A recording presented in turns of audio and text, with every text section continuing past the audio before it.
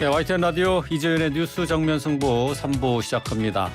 금요일 3부 그리고 또 4부에는 여론 동향으로 정치권의 움직임을 살펴보는 순서죠. 이번 주 승부로 시작을 하겠습니다.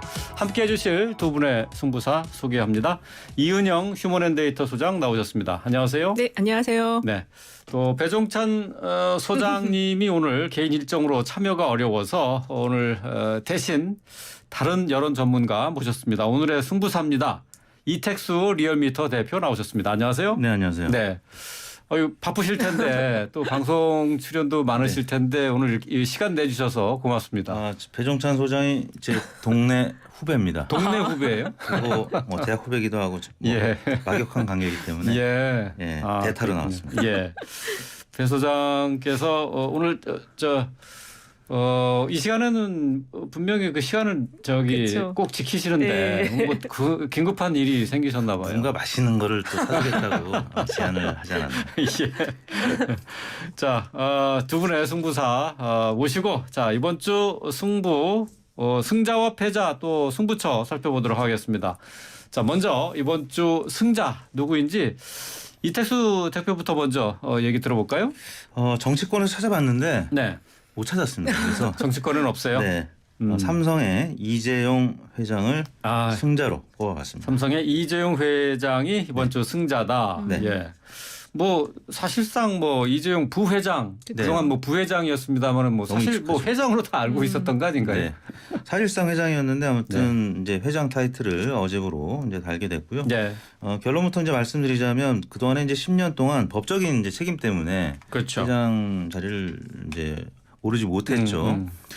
그 동안의 히스토리를 보면은 2003년에 상무가 됐고 2007년에 전무 그리고 2009년엔 부사장 그리고 2014년에 이건희 회장이 심근경색으로 이제 쓰러진 다음에 네. 경영 전면에 나섰고요. 그런데 박근혜 정부 이제 국정농단 사건에 연루가 되면서 2017년부터 그리고 올해 사면 복권 되기까지 그러니까 올해 네. 8월까지는 법적인 부분 때문에 회장을 달기가 어려웠었는데 이제 올해 8월 광복절 특사 이후에 한 3개월 정도 지난 시점에 모든 제한이 풀렸기 때문에 사면 복권 있었죠. 특별 사면이 이제 된 거죠. 그래서 복권이 됐기 때문에 법적인 제한에서 풀리면서 그리고 경제 상황이 굉장히 위중하다 보니까 이재용 전면 등판 여론도 일부 있었고요. 그래서 회장으로 이제 공식적으로 타이틀을 달고 경영 전면에 나서게 됐습니다. 네.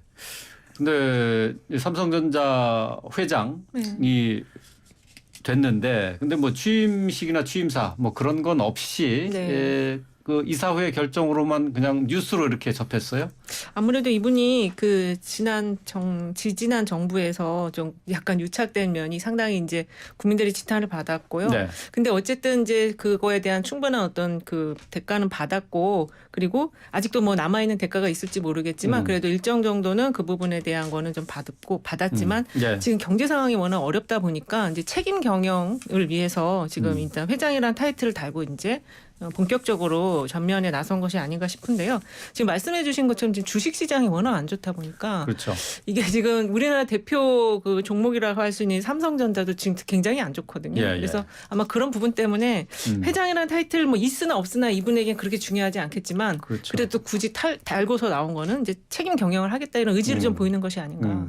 어제 주식시장에서 삼성전자도 6만 원대로 올라갔죠? 예, 그렇죠. 근데 그 전에 너무 지금 안 좋아갖고 사만전자 막 이렇게까지 가는 거 아니냐 걱정들을 많이 하긴 했었어요. 근데 이제 뭐 이재용 회장의 사법 리스크 아직 남아 있는 것 아닙니까? 지금 어제 회장 승진한 의결 당일날 계열사 부당 합병 회계 부정 의혹 사건의 재판도 또 있었죠.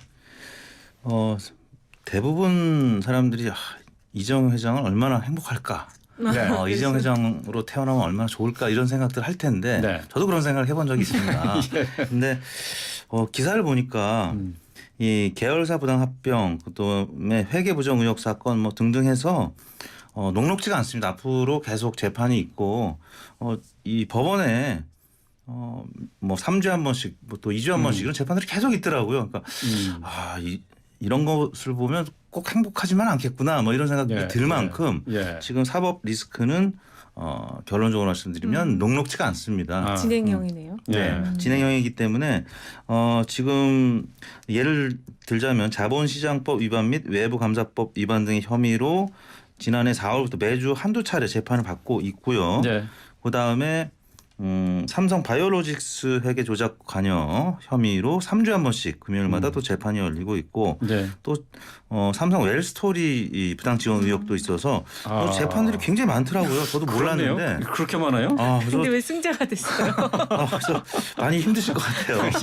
예. 네. 그래서 이제 아무튼 이 재판이 3년 정도 지나야 된다는데 예. 이제 3년이 지나서 뭐 큰 이제 유죄 혐의가 없이 제한이 풀린다면 그때부터는 좀 날개 달고 삼성 경영을 할 텐데 아무튼 3년 정도는 앞으로도 계속 좀 어려움이 있을 것이기 때문에 좀 낮은 자세로 뭐 이런 경영 참여를 하지 않을까 이런 생각이 듭니다. 어쨌든 이 사법 리스크가 지금 뭐 야당 대표도 이제 그런 사법 리스크라는 어떤 위기에 처해 있긴 한데 조직이 결국에는 이게 뭐 개인으로 인해서 뭐 이게 당이라든지 이런 회사 조직이 흔들리거나 그러지는 않다고 저는 생각을 하고 그래서 어쨌든 이거 잘 3년 동안은 좀 잘 버티실 갖고 좀 대한민국 경제에 좀 어쨌든 힘을 주셨으면 좋겠네요.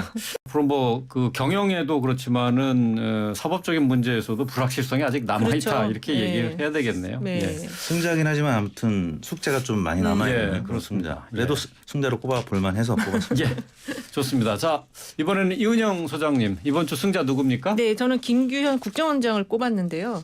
사실 이분이 김규현 원장이 승자예요? 네, 저는 일단은 이 원장으로서 인사 부분에 이제 좀 내부 알력이 있었잖아요. 근데 결국에는 기조실장이 사임을 했고 원장님은 그대로 지금 남아 있기 때문에 이제 조직 안에서 이런 알력 싸움이 일어났을 때 결국 그 자리를 지키는 사람이 승자거든요. 근데 이 김규현 원장이 어쨌든 지금은 그 국정원장 타이틀을 달고 있다. 그런 점에서 이분이 승자지 않을까. 그리고 이분이 지금 보니까 이 프로필이 굉장히 좀 독특하시더라고요. 역대 정부에서 DJ 정부 때부터 노무현 정부 또 박근혜 정부 때 계속 주요 요직에 있어서 아마 지금 그 사실 이 기조실장 저 조상준 기조실장이 좌동훈 우상준이라 할 정도의 그 대통령의 핵심 측근이었는데 사임을 한 걸 보면 이분 나름의 어떤 탄탄한 뭔가가 무너뜨릴 수 없는 실력이 있어서 그래도 유지된 것이 아닌가. 그래서 그런 면에서는 이분도 그냥 승자로 꼽을 만하다 해서 저는 뽑아왔습니다.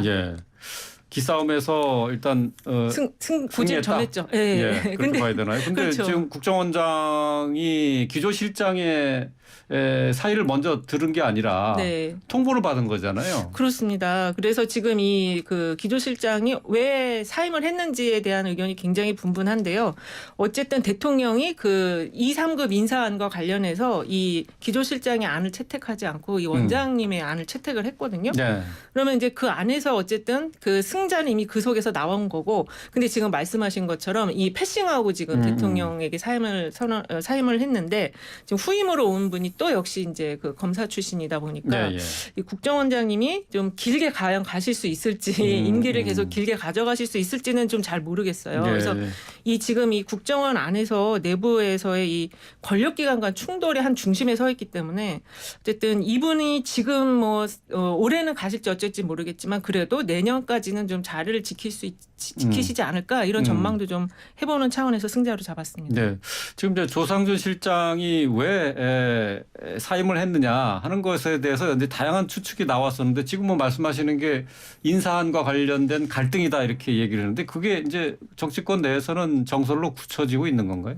뭐 보도되기로는 이제 그 가능성이 가장 높다고 보도가 되고 있는데 뭐 이른바 이제 뭐 유튜브라든지 아니면 이제 찌라시라는 표현을 써도 되는지 모르겠는데 사설 다등글 뭐 이런 정보에 따르면 또 다른 이유도 있는 것 같은데 근데 이제 확인되지 않은 부분이라서 그래서 제가 봤을 때는 이은영 소장님께서 오죽 꼽을 사람이 없으면 이제 국정원장 이분 호박했느냐라는 생각이 들 정도. 이번 주에는 사실 승자가 그렇게 돋보이지 않는. 단기적으로는. 아니 근데 설명을 들어보니까 또 그것도 저 승자가 될 만하네요. 그렇죠. 단기적으로는 이제 승자일 수 있는데 중장기적으로 좀 봐야 이제 알 것 같아요. 그렇습니다. 그래서 후임이 지금 다시 또 다른 윤핵관이 오셨기 때문에 예, 그래서 얼마나 오래 가실지 모르겠지만 이렇게 조직에서 근무하는 분들 보면은 이렇게 이제 조직 내에서 여러 가지 힘겨루기가 있을 때 역시 자리를 지킨 사람이 승자다.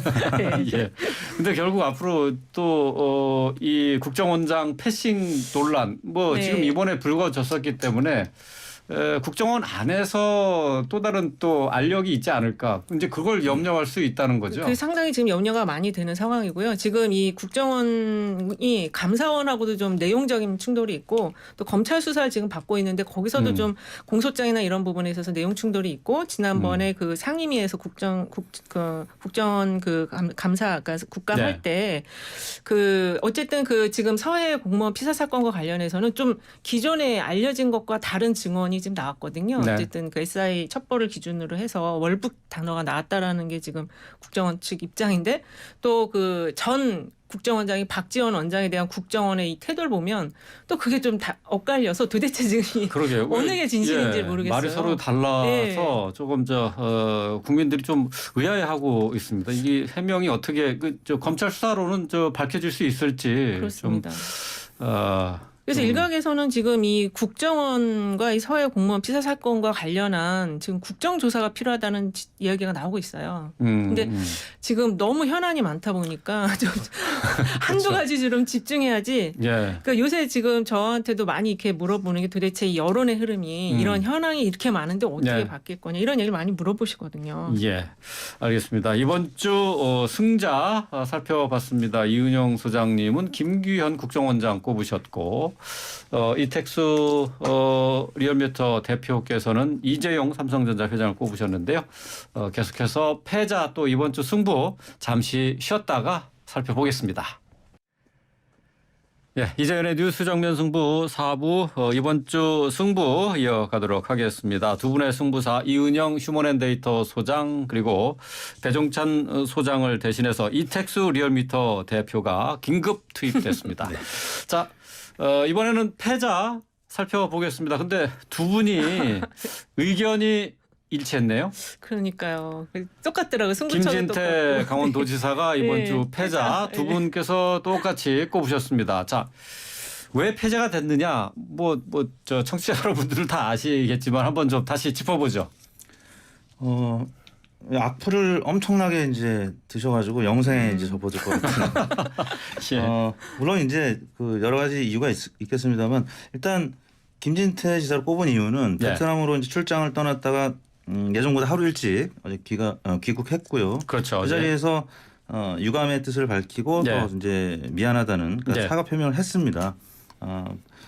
물론 이제 그 본의가 아니었다는 그리고 여러 가지 본인의 입장을 이제 강하게 내세우면서 유감 또 사과 표명을 했는데 일단 김진태 지사의 이런 지사직 행보에 따라서 이 경제적인 여파가 워낙 크기 때문에 그러니까 정치권에서만 그 악플이 있는 것이 아니라 이 경제에 관련된 뉴스에서도 김진태 지사에 관련된 악플이 굉장히 많았습니다. 그리고 더욱이 이제 국민의힘 내부에서도 뭐 윤희숙 전 의원이라든지 유승민 전 의원이라든지 이런 분들의 비판의 목소리도 컸기 때문에 뭐 사실 첫 번째 질문은 좀 어려웠죠. 이 승자가 누구냐. 근데 패자는 뭐 공통적으로 좀 쉽게 꼽을 수 있었던 한 주간이 아니었나 싶습니다.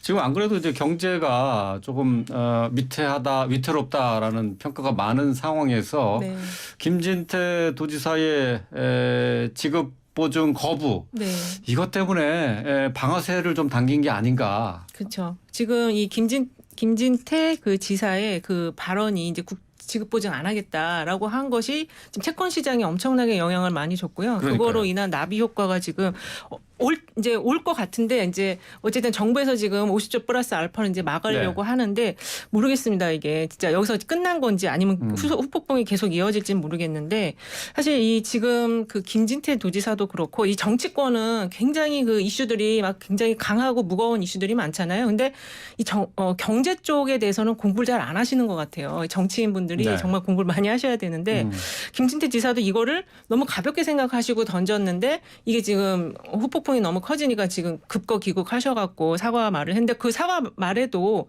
좀 미안하다라는 좀이라는 단어 써갖고 지금 더 댓글이 안 좋은 상황이거든요. 근데 지금 어쨌든 그 증권가라든지 금융가 쪽은 이 현 정부라든지 또는 뭐 야당의 여러 가지 대응이라든지 모든 것에 대해서 굉장히 여론이 안 좋다고 하더라고요. 예. 그러니까 지금 어쨌든 뭐 채권 시장 안 그래도 그 상황이 좋지 않았거든요. 그렇죠.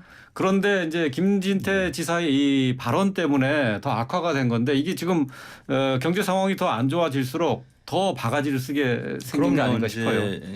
기본적인 비판 이상의 과도한 비판이 있을 수가 있게 생긴 거죠. 그래서 예를 들자면 뭐 동네 김밥집에서 김밥 값이 올라도 이게 김진태 지사 때문이야라는 얘기가 나올 정도로 지금 여러 가지 경제 지표가 안 좋은 상황이 전개될 때 김진태 지사의 이름이 많이 거론이 되고 있다라는 점에서 이번 주 패자로 꼽아봤습니다. 어쨌든 그 지금 여야가 이 레고랜드 사태와 관련해서 계속해서 뭐 기본적으로 김진태 지사의 잘못을 다 지적은 하고 있습니다만은 국민의힘 측에서는 여기에 이제 더해서 전 지사였죠. 최문순 지사의 책임이다라고 비판을 하고 있어요. 두 분께서는 지금 이 현재 레고랜드 사태 어떻게 보고 계신지. 일단 이게 처음에 시작된 게 2008년에 그 김진선 도지사, 그러니까 그 예전에 그 도지사님이 그 강원도를 관광특구 도시로 만든다면서 이제 이 레고랜드 유치를 한 거였는데 어쨌든 그 전임이 잘못했냐 못했냐 이걸 따질 문제가 아니고 지금 현재 도지사가 김진선 지사 때 이 레고랜드 얘기가 나왔어요? 그때부터 이게 나오기 시작을 했는데 이제 실제로 계약한 거는 그 훨씬 뒤에요. 근데 최문순 지사의 저는 공약으로 알고 있었는데. 그렇죠. 그러니까 근데 그 전부터도 계속 이 레고랜드라는 게 워낙 이제 그 관광 효과가 크다 보니까 유치를 계속 하려고 많이 노력을 했었는데 어쨌든 우여곡절 끝에 이제 지금 강원도에 이게 만들어져서 이어져 왔는데 사실 이게 그 강원도 예산이 워낙 크기 때문에 이거를 천천히 이제 이자를 갚으면서 계속 운영을 하면 되는 사안이었는데 이거를 갑자기 그냥 지급 보증을 못 하겠다라고 해버려서 정말 그 발언을 한 취지가 뭐였는지 진짜 이 도지사님께 여쭤봐야 될 상황인 거예요 지금. 근데 어쨌든 그 정부에서 좀 이번에는 빠르게 좀 대응을 해준 것 같습니다. 그래서 50조 플러스 알파를 넣겠다고 했는데 지금 이렇게 상황이 되다 보니까 이 채권 시장을 비롯해서 갑자기 돈을 막 빨아들이는 그런 분위기가 좀 감지가 되고 있어서 좀 이 우리들까지 영향이 오지 않을까. 갑자기 우리가 뭐 대출한 거 막 갑자기 갚으라고 하지 않을까. 그게 제일 걱정이에요. 자금 경색이 시작이 되면은 뭐 경제 전체가 마비될 수가 있기 때문에 그 이제 촉각을 모두가 이제 곤두세우고 있는 상황인데, 근데 저도 사실은 이 강원도청을 제가 한 2년 좀 넘게 출입을 했었거든요. 그 당시에 이 레고랜드 사업 유치 때문에 상당히 그 말이 많았었거든요. 그러니까 이게 지금 뭐 영국의 멀린사가 이제 이 상표권을 갖고 있는 회사인데 이 회사와 계약 자체가 불공정 계약이다라부터 시작을 해서 그 과정에서 또 자금 유치 과정에 비리 의혹으로 또 재판을 받은 사람도 있었고 그랬거든요. 지금 어쨌든 이게 최문순 지사하고도 결국 연관이 될 수밖에 없는 이런 사안이 아닌가 싶어요. 이게 지금 뭐 감사원 감사 필요성도 좀 제기되고 있는데 어떻게 보세요? 충분히 가능성이 있을 것 같아요. 왜냐하면 아까도 말씀드렸지만 이제 당내에서 뭐 유승민 전 의원 같은 경우는 레고랜드발 금융시장 불안이 97년 IMF 구제 금융 때보다 더 심각해질 수 있다 이런 굉장히 위중한 얘기를 했거든요.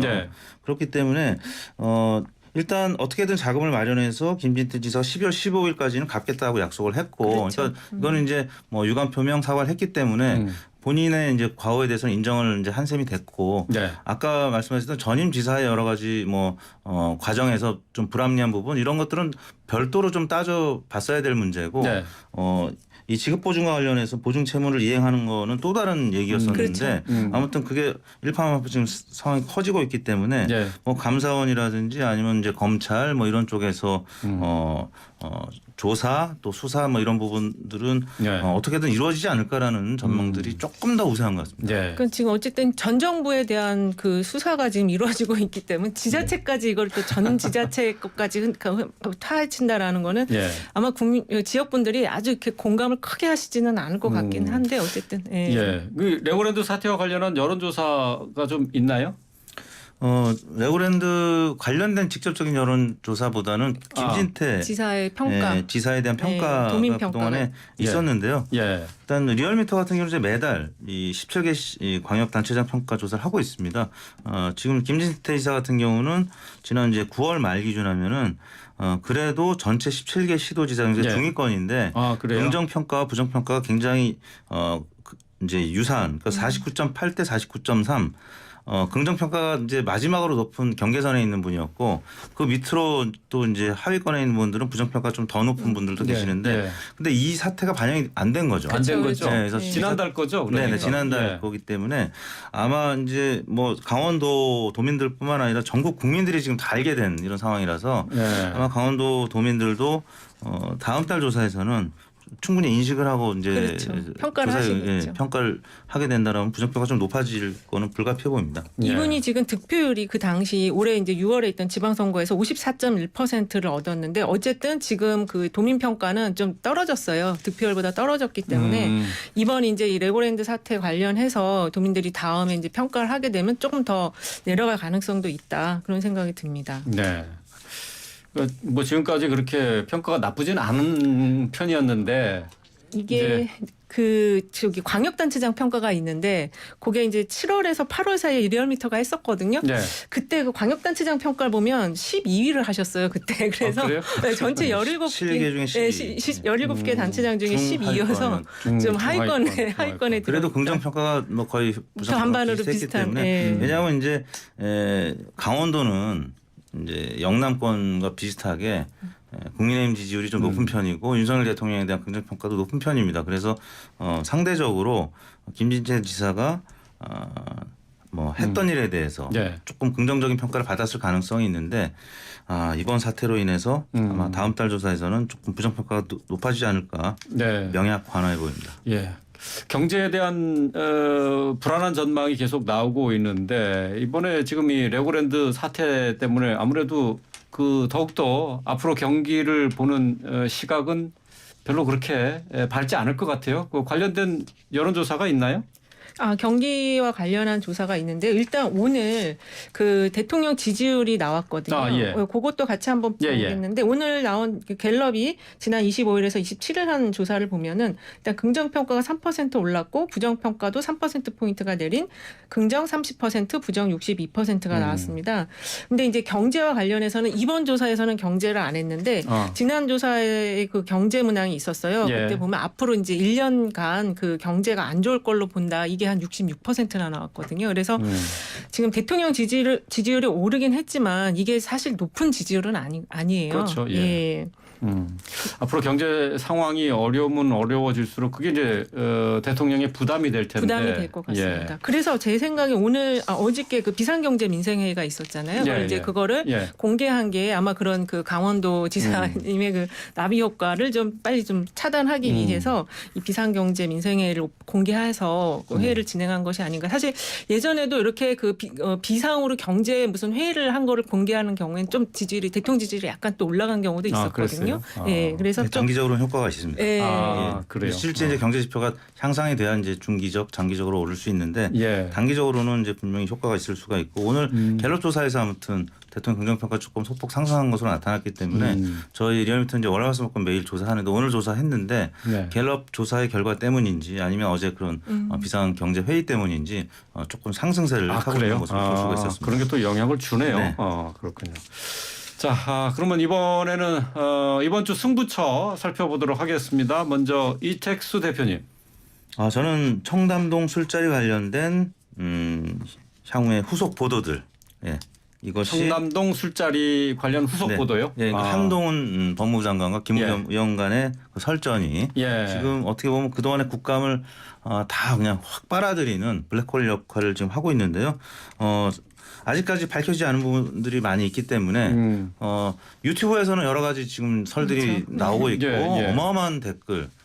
지금 더 탐사라는 유튜브 매체는 대선 이후에 최고의 지금 조회수와 댓글들이 달리고 있거든요. 그래요? 네. 네, 그렇기 조회수가 때문에 얼마나 되길래? 그러니까 100만 가까이 나와요. 예, 어제 기준에서 뭐 88만, 그러니까 지금 아마 100만 가까이 됐을 겁니다.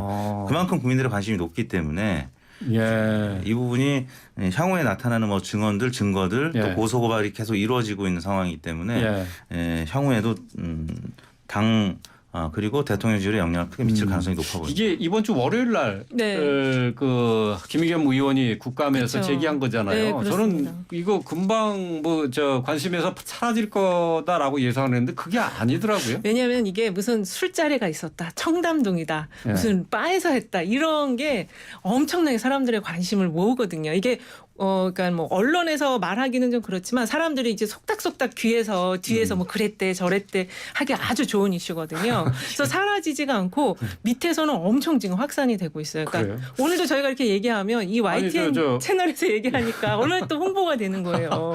예. 아니 그날 그 국감장에서 한동훈 장관이 그 황당해하면서 나는 장관직을 걸고 앞으로 이제 공직까지 다 걸겠다라고 했고 김의겸 의원한테 뭘 거시겠냐 그렇게까지 얘기하면서 강하게 부인을 했잖아요. 사실 그때 이제 그 같이 앉았던 많은 그 참모진들이나 그 국감 있었던 배석자들이 다 웃었거든요. 근데 오늘 대통령께서 그 술자리 관련한 걸 기자가 질문하니까 답변을 안 하시려고 하다가 답변을 하시면서 또 화를 내셨어요. 그러니까 사람들이 다시 또 그러는 거예요. 왜 태도가 저렇게 화를 낼까? 정말로 그게 없었던 거면 그냥 웃을 수도 있는데 왜 저렇게 화를 낼까? 오히려 강한 부정은 강한 긍정 아닐까? 이런 게 막 또 확산이 되는 거죠. 그렇게 되나요? 네, 그렇게 되는 거죠. 저급하고 유치한 가짜 뉴스 선동이다. 네, 그렇게 얘기하셨는데 강하게 질타를 했는데 이제 오히려 그게 강한 부정이 강한 긍정이 돼버리는 꼴이 되는 거예요. 근데 이제 시청자 입장에서 저는 그 과정을 이제 생방송으로 봤는데 일단 한동훈 장관의 이 해명하는 그 태도가 워낙 강했기 때문에 이게 뭔가 잘못된 정보에 의해서 김의겸 의원이 이야기한 것이 아닌가라고 느껴질 만큼 그런데 또 더 탐사의 방송을 보면은 또 이 제보자의 목소리라든지 아니면 또 인터뷰하는 과정에서 이세창 전 자유총연맹 전 대행 이분의 이야기를 들어보면 뭔가 또 사실인 것 같기도 하고 그래요? 뭐 이런 상황이기 때문에 자꾸 의혹을 키우시는 중인 것 같은데. 근데 이제 정의당 유호정 의원이 오늘 또 이제 국회 의사당에서 5분 동안 이제 발언을 했는데 양측 다 이제 비난을 했습니다. 김의겸 의원에 대해서도 비판을 했고 이제 정확한 어떤 근거 없이 비판을 했다라는 점 그리고 한동훈 장관의 태도의 문제에 대해서 뭔가 걸겠다고 하니까 이제 국민들 입장에서 시청자들 입장에서 양쪽에서 뭘 걸지 이제 보고 약간의 이제 관전자 입장에서 무슨 게임을 보듯이 이제 임하는 것이기 때문에 과연 진실은 무엇일까? 그래서 계속 유튜브를 더 찾아보게 되는 겁니다. 그래서 유호정 의원이 이제 비판할 정도로 지금 이 사안은 덮으면 덮을수록 더 이렇게 불거지는 이런 상황이기 근데 이게 때문에 언론으로 불거지는 게 아니고요. 이게 우리들의 SNS 있잖아요. 거기서 이제 막 불거지면서 그 지금 현재 장소가 특정이 안 됐잖아요. 그렇죠. 장소를 찾아라 지금 그래서 여기다 저기다 그런 게 막 돌아요 지금. 그래요? 네. 그러니까 이게 지금 한동훈 장관이나 대통령께서는 이걸 화를 내서 이걸 꺼트렸다고 생각하실지 모르겠지만 보이지 않는 이 아래 수면 아래에서 엄청 지금 활성화가 되고 있다. 그래서 저는 이 아까 이제 우리 저 대표님께서는 이 술자리 자체에 대한 그 후속 보도를 승부처로 보셨는데 저는 지금 민주당에서 이 청담동 술자리 TF를 만들어서 지금 장소라든지 그다음에 그 첼리스트라는 그 여성도 지금 어디 있는지 모르잖아요. 그러니까 후속적인 계속 어떤 조사를 하겠다. 그래서 과연 여기서 진실이 나올 수 있다면 이게 굉장히 어마어마하게 큰 사건이고 왜냐하면 여기 특정 로펌이 같이 있었다라는 게 굉장히 이게 향후에는 이해 충돌 여지가 있는 사안이거든요. 그래서 민주당이 만들겠다는 청담동 술자리 TF를 저는 승부처로 꼽았습니다. 승부처로 청담동 술자리 TF. 지금 민주당이 박찬대 의원이 제안을 했죠. 지금 그 TF 구성하는 겁니까? 아직 결정 못했죠. 아직은 결정을 못했는데 사실 이제 저거를 의혹을 처음에 제기한 그 김의겸 대변인에 대해서도 당 안에서도 찬반이 있는 것 같아요. 좀, 그렇죠. 예, 너무했다. 초반에 뭐 판단 미스다. 판단 미스다라는 지적도 있지만 적극 보호해야 한다 또 이런 목소리가 두 개가 있어서 거기에 조금 이제 정리가 되면 아마 TF를 만들 거는 같아요. 이게 지금 너무 파장이 큰 사안이어가지고 팩트가 나오지 않으면 굉장히 이게 그 국회의원이 헌법기관이잖아요. 그 허위 사실을 또 공표한 이런 그림이 되기 때문에 이 진상을 찾기 위한 어떤 TF는 만들 걸로 보여집니다. 근데 이게 그러면 TF까지 구성한다고 하는 것은 민주당 입장에서는 여론상 그 불리하지 않다라는 판단을 한 거 아닌가요? 왜냐하면 이제 이게 그 수면 아래에서는 사람들에게 굉장히 관심 있는 주제이기 때문에 그리고 대통령과 한동훈 장관의 이게 좀 부정적인 이미지를 형성해 줄 수 있거든요. 왜냐하면 왜 밤늦게 술을 먹냐 이게 지금 부정적인. 지금 강하게 그 당사자들은 부인하고 있는 상황에서도 그러니까요. 근데 계속 얘기를 하면은 그게 사실로 굳어지는 그렇죠. 겁니까? 진입 파악이 안 되니까 그러니까 민주당 입장에서는 조금 길게 한번 가져가 봐도 나쁘지는 않겠다. 우리는 계속 진실을 찾겠다 이러면서 가져가는 거죠. 그래요? 예. 이 대표님 어떻게 보세요? 저는 이제 하이 리스크 하이 리턴일 것 같아요. 이게 그렇죠. 잘못하면 또 민주당의 잘못된 부메랑으로 돌아올 수도 있는데 일단 최재성 전 의원이라든지 또 이재명 대표의 측근인 정성호 의원은 한동훈 장관에 대한 이 공격에 대해서 조금 조심스러운 입장, 비판적 입장들을 피력한 것으로 보도가 됐는데 그렇죠. 그 이후에 이제 TF까지 이제 뿌릴 가능성이 보도가 되고 있기 때문에 그럼 뭔가 조금 진짜 있는 건가라는 생각으로 다시 전환되는 과정인 것 같은데 현재까지는 한동훈 장관의 이 톤의 매너가 워낙 강했기 때문에 사실이 아닐 것 같다라고 믿는 분들이 더 많을 것 같아요. 그럼에도 불구하고 지금 더 탐사라는 매체에서는 계속적으로 지금 후속 보도를 하고 있고 민주당에서 TF를 구성한다고 하니까 그래서 이 부분과 관련해서 뭐 추가적인 증언이 나올 수도 있는 거고. 근데 사실 추가적인 뭐 CCTV가 정확히 나오면 모르겠는데 이게 뭐 녹취 파일이 나온다고 해도 사실 지난번 윤석열 대통령의 바이든 날리면 발언도 사실 듣는 입장에 따라서 진영 논리에 따라서 해석이 되는 것이기 때문에 이게 명확한 CCTV 아주 화질이 좋은 게 나오기 전까지는 제가 볼 때는 논란으로 끝낼 가능성이 있어서 이거는 제가 볼 때는 쉽게 결론이 날 것 같지는 않은데 정쟁으로 이어지다 보면 강대강 국면 뭐 이래서 양측 지지는 결집하는 효과 뭐 이런 정도로 나타나지 않을까 싶은데 논란으로 끝난다 그러면은 사실 규명을 하지 못한 채 그냥 의혹으로만 남겨놓는 이게 예를 들어서 그 청담동 이제 술자리 주인이 사실 뭔가 공개를 해줘야 되는데 거긴 그분은 공개 안 할 술집을 지금 술집 저차를 지금 모르고 있는 거 아니에요? 높잖아요. 그러니까 뭔가 거기서는 증거가 나올 가능성이 적고 뭔가 처음에 이제 첼리스트 뭐 그분 통해서 뭔가가 나와야 되는데 뭔가 연주하면서 막 이렇게 찍지는 못할 거 아닙니까? 그러면 뭐 기껏해야 녹음 파일이 있을 정도. 근데 녹음 파일도 지금 나오는 게 별로 현재까지는 많지는 않은 것 같고 그래서 제가 볼 때는 이게 진실이 밝혀지기는 참 어려운 지난한 과정일 텐데 일단 고소고발은 지금 또 한쪽에서 했기 때문에 결국에는 또 수사 과정을 통해서 뭔가 드러나야 되는데 지난한 과정을 거칠 수밖에 없다라는 것이죠. 그래서 아까 그 탐사 매체가 지금 장소를 찾으러 다니는 걸 또 올렸더라고요. 그래서 하여간 유지경인데 어쨌든 이게 사람들의 어떤 호기심을 자극할 충분한 소재다. 그거는 맞는 것 같아요. 지금 그 첼리스트는 지금 종적을 감췄다고 하는데요. 그렇죠. 첼리스트가 먼저 이렇게 나서야 되겠네요. 근데 그 첼리스트가 유튜브를 운영하는데 거기에 댓글이 엄청 많이 달려 있는데요. 나와서 빨리 진실을 말해 주세요. 막 그런 댓글이 엄청 많이 달려 있어요. 자, 첼리스트의 등장을 좀 기대를 해보겠습니다. 자, 이번 주 승부 이은영 휴먼앤데이터 소장 그리고 이택수 리얼미터 대표와 함께했습니다. 오늘 말씀 잘 들었습니다. 고맙습니다. 감사합니다.